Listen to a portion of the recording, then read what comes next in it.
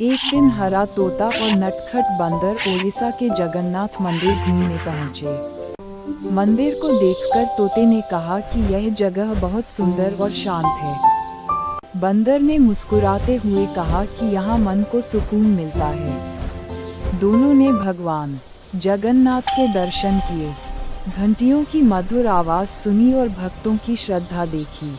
प्रसाद पाकर बंदर बहुत खुश हो गया और तोता भक्ति में झूम उठा। उस दिन दोनों ने समझा कि सच्ची खुशी भक्ति, शांति और सच्ची दोस्ती में होती है।